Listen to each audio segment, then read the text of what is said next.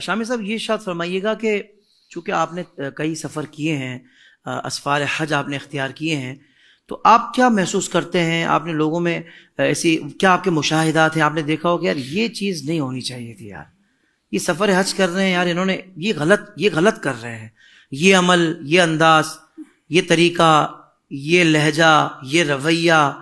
تو میں چاہوں گا تھوڑا اس کو بھی ہائی لائٹ کریں تاکہ ہمارے اب جو جانے والے لوگ جو ارادہ کر رہے ہیں، انشاءاللہ بہت سارے لوگ آج نیت کر رہے ہوں گے، تو وہ بھی یہ ذہن بنا لیں کہ یار ہم نے ان چیزوں کا خیال رکھنا ہے. دیکھیں، آپ نے جو سوال کیا ہے اور حاجی کی جو کیفیت ہے، اسی میں یہ آپ کے سوال کا جواب ہے. جب وہ حج کا لباس پہن لیتا ہے تو اس میں پھر کوئی فرق نہیں ہوتا کون سا امیر کون سا فقیر، ایسا ہی کون وزیر ہے کون فقیر ہے، اس کا فرق نہیں ہوتا، کیونکہ ہر ایک کا لباس ایک جیسا ہے. ایسا نہیں کہ وزیر کا لباس الگ ہے تو فقیر کا الگ ہے. تو وہ جو سب سے پہلے اسلام نے تعلیم ہم کو دی ہے نا، جعلناکم شعوبا وقبائل لتعارفوا ان اکرمکم عند اللہ اتقاکم، کہ یہ قوم قبیلے جو ہم نے بنائے نا، یہ صرف آپس میں ایک دوسرے کی پہچان کے لیے بنائے. ٹھیک ہے. اللہ کے نزدیک سب سے زیادہ عزت دار وہی ہے جو تم میں سب سے زیادہ متقی ہے. سبحان اللہ. جس روز فتح کعبہ ہوا، فتح مکہ ہوا، آقا کریم صلی اللہ علیہ وسلم نے اس وقت میں فرمایا کہ بیت اللہ شریف کی چابیاں کس کے پاس ہیں؟ کہنا عثمان بن طلحہ کے پاس. یہ عثمان بن طلحہ کون ہے؟ آقا علیہ الصلوۃ والتسلیم نے فتح مکہ سے پہلے نماز ادا فرمائی تو یہ چابیاں اس کے پاس تھی، عثمان بن طلحہ کے پاس.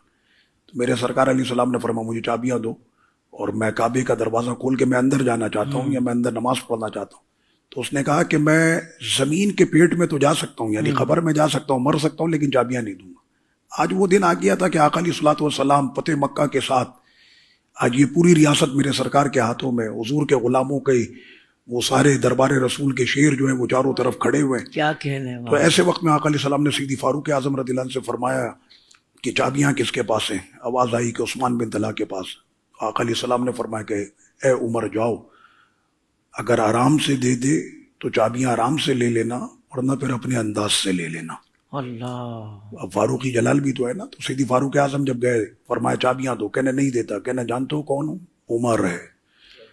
تو حضرت فاروق اعظم کا نام سنتے ہی چابیاں دے دی. آقا علیہ السلام نے بیت اللہ شریف کا دروازہ کھولا. اب ہر ایک اسی تمنا میں ہے کہ آقا ابھی صدیق اکبر کا ہاتھ تھامیں گے، یا ابھی فاروق اعظم کا ہاتھ تھامیں گے، یا عثمان غنی کا ہاتھ تھامیں گے. لیکن اس وقت تو جہاں میں کوہرام ہو گیا جب میرے سرکار نے اس آزاد کردہ غلام حبشے کا حضرت بلال کا ہاتھ تھاما. اللہ. اور آقا علیہ السلام بیت اللہ شریف کے اندر داخل ہوئے حضرت سیدنا بلال حبشی رضی اللہ عنہ کو لے کے. تو سیدی فاروق اعظم رضی اللہ عنہ رش کر رہے تھے کہ اے کاش کہ بلال کے ماں باپ میرے ماں باپ ہوتے اور میں بلال کے گھر پیدا ہوتا. اور اس روز آقا علیہ الصلوۃ والتسلیم نے وہ کعبہ شریف کو تمام بتوں سے پاک کیا. اور وہ منظر دوسرا تھا کہ جس وقت میں اسلام نے وہ عزت اس کو دی کہ آج بیت اللہ شریف کی چھت پر یہ وہی حرم ہے اور یہ وہی مکہ ہے کہ جہاں پر بلال حبشی کی گردن میں خاردار تارے ڈال کر ان کی گردن کو بچے ایسے گھسیٹتے تھے جیسے جانور کو گھسیٹا جاتا ہے. اور آج حضرت بلال کعبے کی چھت پہ کھڑے ہو کر اذان دے رہے تھے. یہ عزت اسلام نے ان کو عطا کی. احرام پہننے کے بعد پھر انسان کی یہی کیفیت ہو جاتی ہے، نہ میں امیر ہوں، نہ میں وزیر ہوں، نہ میں کچھ ہوں. وہ کہتا ہے کہ میرے مالک بس تو مجھے اپنا بندہ قبول کر لے. اللہ. میں بس تیرا بندہ ہوں. میں جیسے آیا تھا اس دنیا میں کہ میری کیفیت برہنہ تھی، آج میں نے یہ دو چادروں کا وہ دیکھا جائے تو بظاہر وہ حاجیوں کا لباس احرام ہوتا ہے، لیکن حقیقت میں وہی کفن ہوتا ہے. وہ اپنے جیتے جی وہ اپنا جو ہے کفن وہ اپنے جسم پر وہ پہنا ہوا ہوتا ہے. تو اس کے اندر اس کی وہ ساری جتنی بھی اس کی بڑائی ہوتی ہے یا شان و شوکت ہوتی ہے، وہ ساری کی ساری چیزیں وہ ایک طرف کر دیتا.